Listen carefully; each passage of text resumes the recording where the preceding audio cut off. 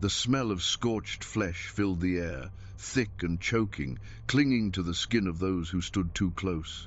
The crackle of boiling oil echoed across the courtyard, mingling with the high-pitched shrieks of the condemned, their voices ragged with terror and pain. Faces in the crowd turned pale, some shielding their eyes, others transfixed by the horror before them. And above it all, seated upon a throne of gold and blood, was the man who commanded this nightmare, the emperor who believed cruelty was the sharpest tool of power. His name was so feared, so loathed, that it was whispered only in the darkest corners of the empire.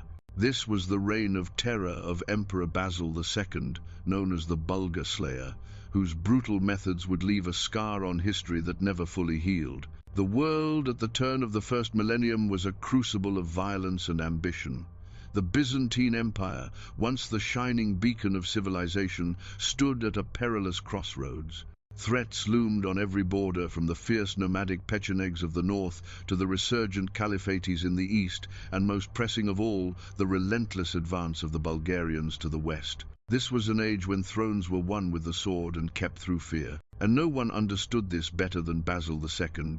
Born in 958, Basil came to power as a child emperor, his rule overshadowed by regents and generals who sought to manipulate him, but beneath his quiet exterior smoldered a ruthless resolve. As he grew into adulthood, Basil clawed back authority, crushing rebellious nobles and reasserting imperial control.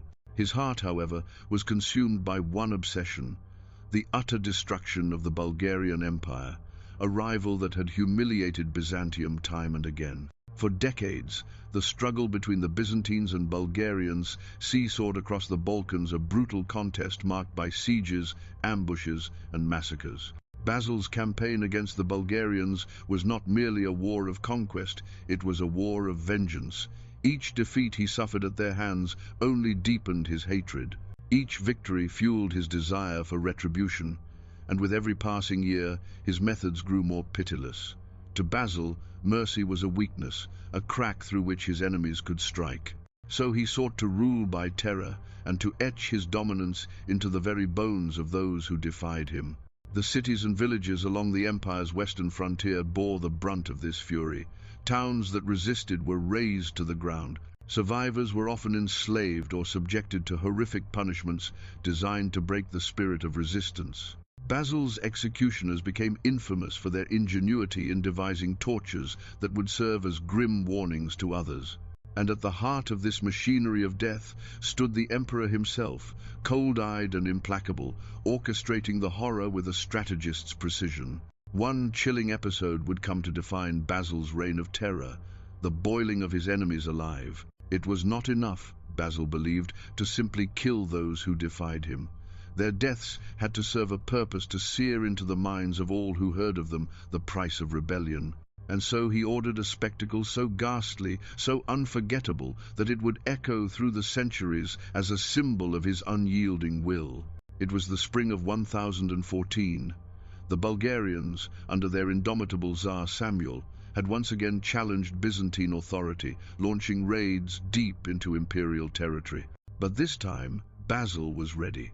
At the Battle of Kleidion, his forces encircled and annihilated the Bulgarian army in a masterstroke of military strategy. Thousands of prisoners were taken, but rather than treat them with honor, as was customary for vanquished foes, Basil resolved to make an example of them, an example so monstrous that no Bulgarian would ever dare raise arms against him again. The prisoners were paraded in chains through the conquered lands, their misery on full display. The emperor decreed that a terrible punishment would be meted out at Philippopolis, a city already scarred by war and now chosen as the stage for this cruel theater. Word spread like wildfire. The emperor would boil the captives alive. The citizens, both terrified and curious, flocked to witness the event, filling the square to its edges. Mothers clutched their children's hands tightly, shielding their eyes from the grim preparations. The square reeked of oil and blood as massive iron cauldrons were erected, fires kindled beneath them until the liquid within roiled and bubbled. The condemned stood bound and trembling, their eyes wide with disbelief. Some prayed to saints, others wept openly. A few collapsed to their knees, begging for mercy that would not come. And on a raised platform, Basil surveyed the scene. his face an unreadable mask. To him, this was justice, the justice of the empire, the justice of the sword. As the executioners dragged the first prisoners forward, the crowd fell into a hushed silence, the crackling of the fires the only sound. The captives' screams as they were lowered into the boiling oil would haunt those who heard them for the rest of their lives. The stench of burning flesh filled the square, a sickening reminder of the emperor's wrath. And all the while, Basil watched, unmoved, as his enemies were consumed by the flames and the cauldrons. But this was only the beginning.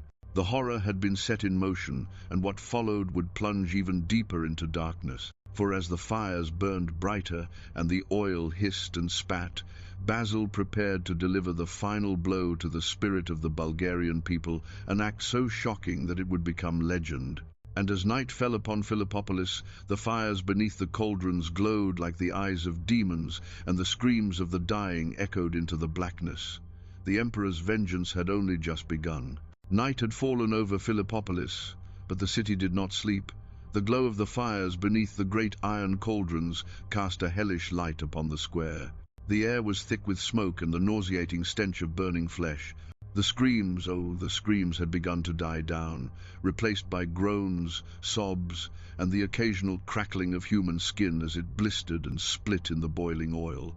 But the spectacle was far from over. Basil, the Bulgar slayer, had not yet satisfied his hunger for terror. The crowd stood frozen, as if time itself had stopped. Faces were pale, eyes wide, mouths open in silent horror. Some clutched at their chests, unable to bear the sight, while others trembled, rooted to the spot by fear that to look away might draw the emperor's wrath. And there, at the center of it all, Basil sat upon his throne, bathed in the flickering glow of firelight, his expression cold and devoid of pity.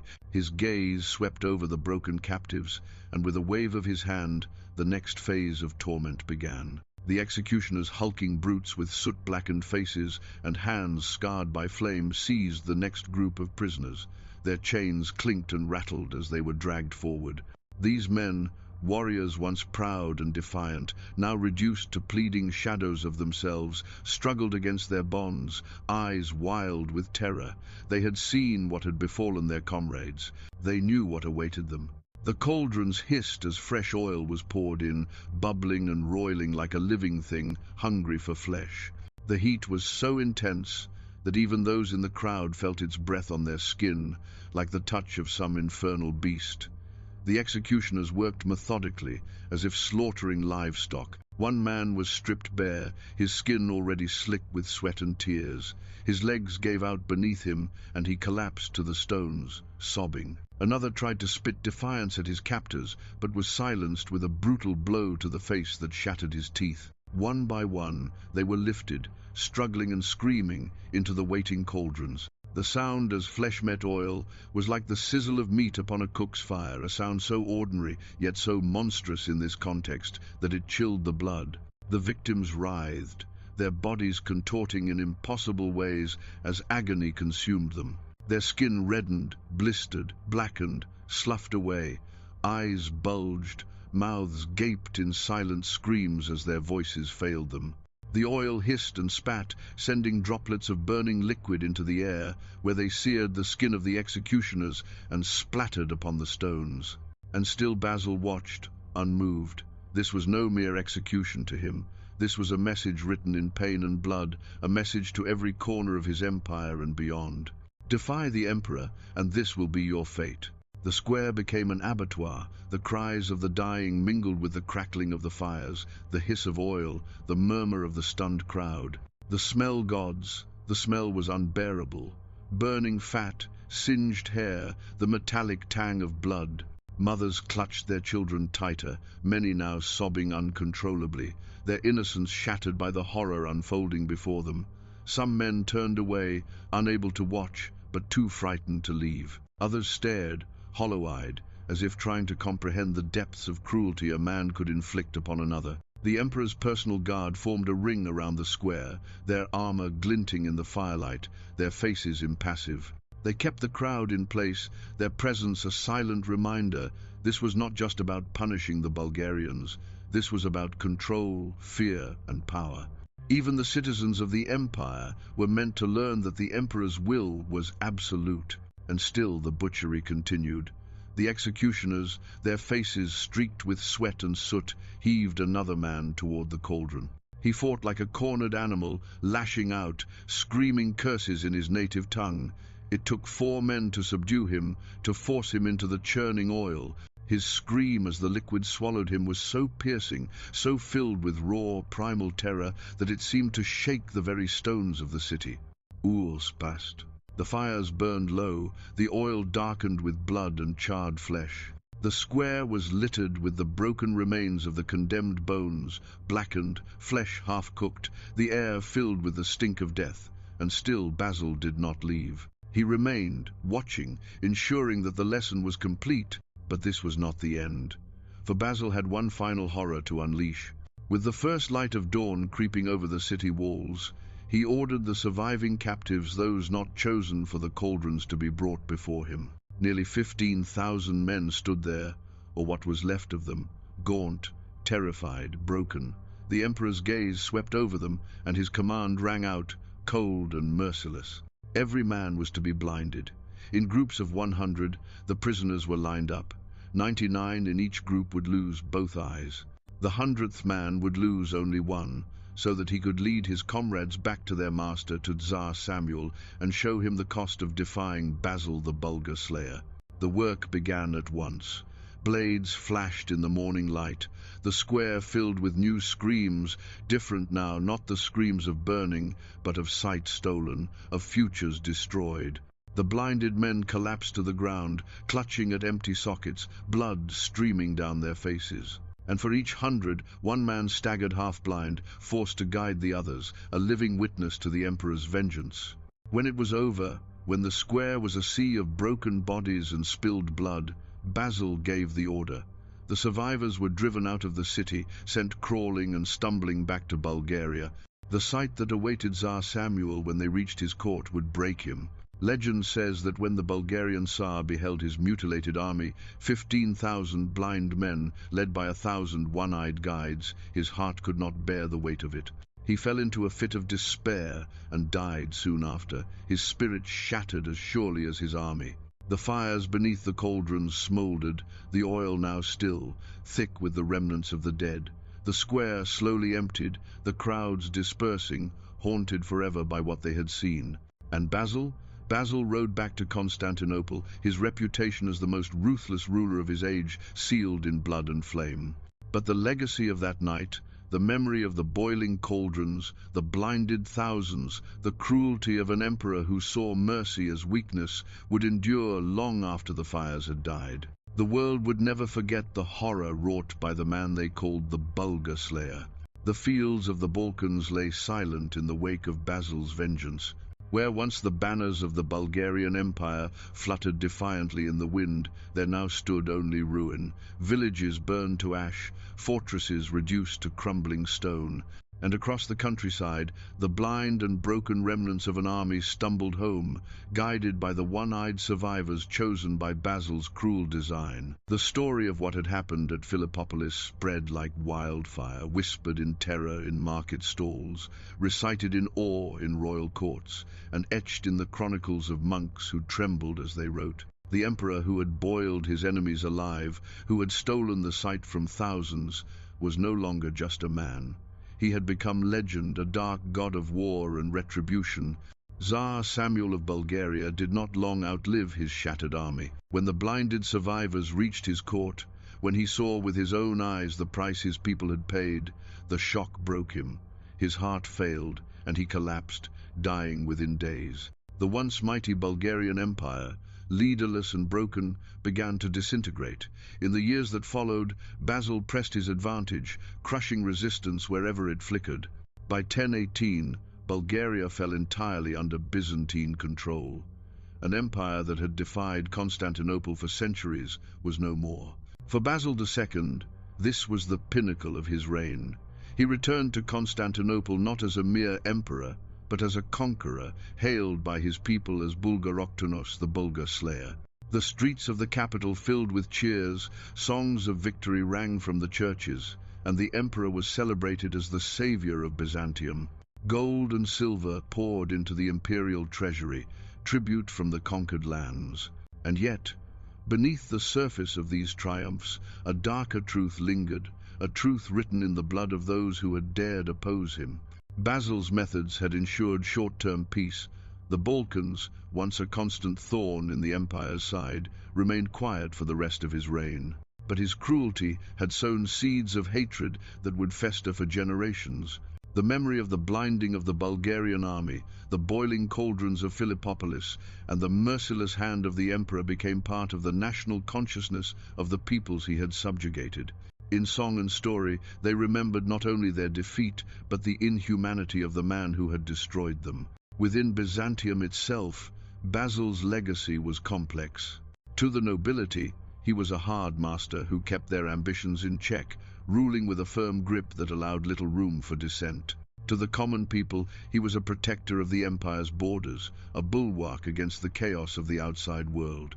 But to those who looked closely, there was something chilling in the emperor's gaze, a reminder that mercy was not a coin Basil dealt in. His reign brought stability, but it came at a terrible cost to the soul of the empire. Historians would debate for centuries whether Basil's cruelty was a necessary evil or the sign of a ruler consumed by bloodlust. Some chroniclers, writing in the glow of his victories, portrayed him as a hero, a man who did what was needed to preserve the empire against relentless enemies. Others, more distant in time, saw in his deeds the beginning of Byzantium's moral decline, a moment when the empire crossed a line, embracing terror as a tool of governance, and in doing so, lost something of its greatness. The memory of Basil's wrath did not fade with his death in 1025.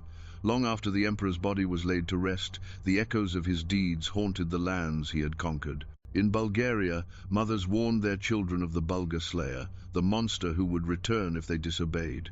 In the West, tales of Basil's cruelty fed the growing perception of Byzantium as a realm of decadence and cruelty, a perception that would color relations with Latin Christendom in the years leading up to the Crusades. Even in the Islamic world, where Basil's military genius was grudgingly admired, the horror of his methods was well known. And what of Philippopolis? The city bore its scars for generations. The square where the cauldrons had boiled remained a place of dread. Travelers who passed through spoke in hushed tones of the ground where so many had died in agony. The stones themselves seemed stained by the memory of that night, as if the earth refused to forget the blood that had been spilled upon it. Yet, in a cruel twist of fate, Basil's greatest triumph would also mark the beginning of the empire's slow decline. With the Balkans pacified and the treasury full, Basil's successors grew complacent. The disciplined, hard-edged rule of the Bulgar Slayer gave way to decadence, intrigue, and factionalism at court. Without his iron hand, the nobility reasserted their power, and the frontiers of the empire began to crumble. Within a generation, much of what Basil had fought so ruthlessly to secure began to slip away. Still, his name endured. Basil, too, remained a figure of fascination and fear, a ruler who embodied both the heights of imperial ambition and the depths of human cruelty. His portrait adorned coins, his deeds filled chronicles, his legend loomed large over those who came after. And in the dark corners of history, where the line between justice and brutality blurs, the tale of the emperor who boiled his enemies alive stands as a chilling reminder of the price of power and the horrors that men will unleash in its pursuit. So when next you hear of the glories of empire, the triumphs of emperors, and the splendor of Byzantium, remember also the screams that echoed in the night, the fires that burned beneath the cauldrons, and the thousands who paid the ultimate price for defying a ruler who knew no mercy. If this dark tale gripped you, don't miss our next story, a journey deeper into the shadows of history, where cruelty, ambition, and fate intertwine in ways even more shocking. Subscribe and join us as we unveil the secrets of another forgotten nightmare from the past.